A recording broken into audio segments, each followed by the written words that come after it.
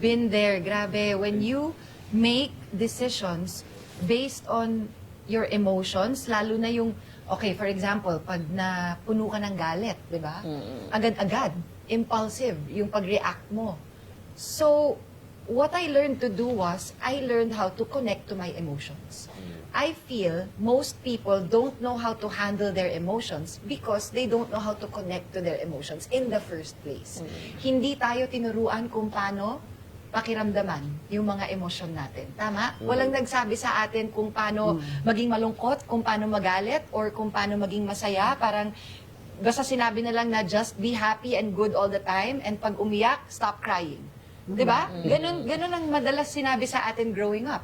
Yeah. And so, ang nangyari, because ganun yung nangyari, na-suppress natin yung emotions natin, ngayon, naipon, kaya grabe tayo magalit.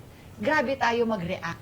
So, ang kailangan natin gawin, first and foremost, is to learn how to regulate our emotions. Yan po ang natutunan ko in my journey. It's called emotional regulation.